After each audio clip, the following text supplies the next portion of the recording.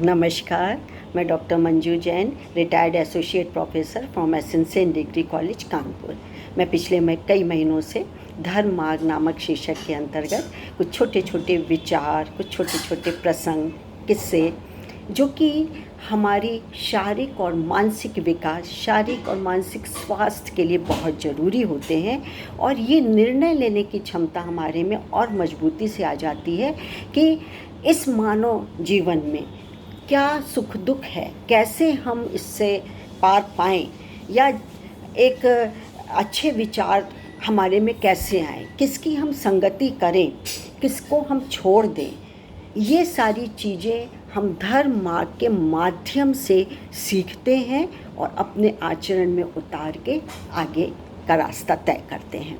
तो चलिए आज का शीर्षक मैं बताती हूँ और इसके लेखक बताती हूँ। आज का शीर्षक है सुख दुख का आधार और इसको हमारे सामने पेश किया है डॉक्टर राजेंद्र दीक्षित ने। धन्यवाद राजेंद्र दीक्षित जी, मैं आपकी बात जन जन तक पहुंचाती हूं। सुख दुख क्या है, आती जाती है ना। बिना दुख के सुख का महत्व आपको पता ही नहीं चलेगा।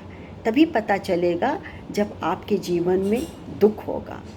ऐसे आती जाती चीज़ है, अमीरी है, गरीबी है, धूप है, छाँव है, पाप है, पुण्य है, कर्म है, सुकर्म है, कुकर्म है, ये सब क्या है, खेला है, आती जाती चीज़ होती है।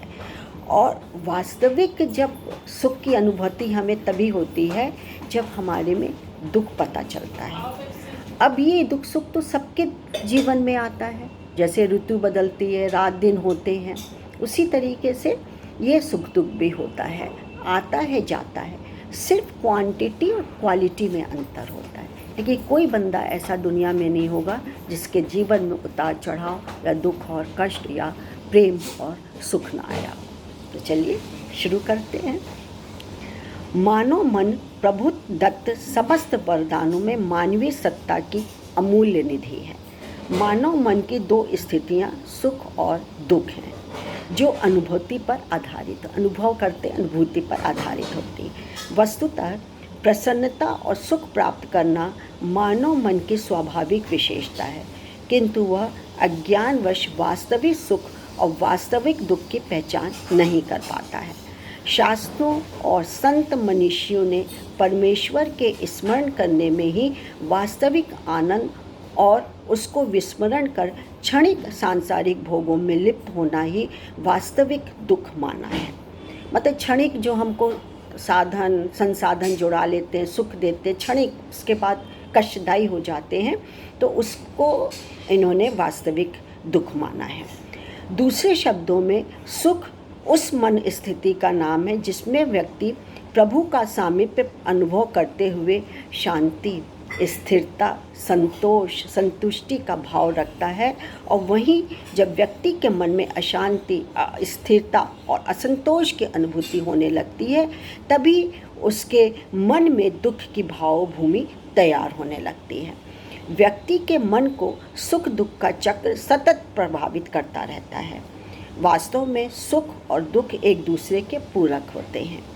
सुख के अभाव में दुख और दुख के अभाव में ही सुख की अनुभूति होती है। यानी कि एक रिलेटिविटी थ्योरी है, रिलेटिव थ्योरी है कि जब तक आप कहते हैं एक लंबा है, तो इसका मतलब है कि कोई छोटा है तभी तो आपने लंबा कहा उसको, कि तो फलाना बहुत सुंदर है, यानी कोई कम सुंदर भी है, वही चीज़ है। सुख के अभाव में दुख और दुख के अभाव में सुख की अनुभूति होती है। दिन रात, धूप छाँव, अमीरी गरीबी की ही भांति सुख और दुख परस्पर विरोधी होते हुए भी एक दूसरे पर आधारित रहते हैं। दुख के आने पर ही सुख का वास्तविक आनंद प्राप्त होता है। मानव मात्र को न तो संसार की कोई वस्तु और न ही कोई परिस्थिति सुख अथवा दुख पहुंचा सकती है, बस उसकी सोच ही उसके सुख दुख का कारण होता है। मनोवैज्ञानिकों का मानना है कि मानव मन में पहले विचार आता है, फिर चिंतन और उसके दृष्टिकोण का निर्धारण और क्रियान्वयन होता है। प्रतिकूल विचार पर चिंतन करते ही दुख की अनुभूति होती है और अनुकूल विचार के आने से चिंतन के दृष्टिकोण में परिवर्तन आ जाता है और उसे सुख की अनुभूति होने लगती है। यदि व्यक्ति को प्रतिकूल परिस्थिति में भी अनुकूलन की अनुभूति होती रहे तो उसे सुख की अनुभूति भी होने लगेगी। व्यक्ति के सुख दुख का आधार आई हुई कोई परिस्थिति ना होकर स्वयं व्यक्ति का विचार ही होता है। व्यक्ति सुख दुख मोह और ममत्व से मुक्त होकर सुख की अनुभूति करता है। यह अनुभूति तभी होगी जब हम ये जान लेंगे कि सुख दुख का कोई और कारण न होकर स्वयं हमारे अपने ही विचार होते हैं। जी हाँ, बिल्कुल सही बात है। आप सोच रहे मैं दुखी हूँ, ये दुख मुझको दुखी कर रहा है, ये परिस्थिति दुखी कर रहा है, ये व्यक्ति दुखी कर रहा है, या माहौल दुखी कर रहा है, गर्मी बहुत है, आपकी मन की अनुभूति और आप कष्ट को महसूस करने लगते हैं। लेकिन इसी परिस्थिति को आप सहज ढंग से लेते हैं। अरे गर्मी है तो क्या, वो तो हर साल पड़ती है, आज भी चलेगी, बत्ती गई है आएगी, जब गई है तो आएगी, या दूसरा पंखा चला लेते हैं।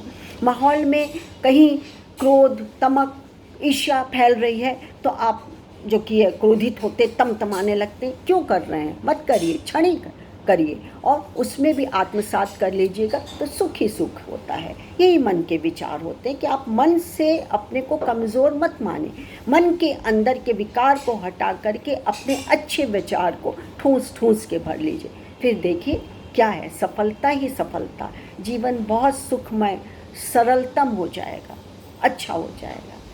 तो यदि आपको ये विचार अच्छे लगे हों जो कि मैं जन जन तक पहुंचाने की कोशिश करती हूं, तो आप इसको ज़रूर शेयर और लाइक करिएगा, लाभान्वित करिएगा और लाभान्वित भी होइएगा, और सब्सक्राइब करना नहीं भूलिएगा। तब तक के लिए मुझे इजाज़त दीजिए। नमस्कार। Thank you.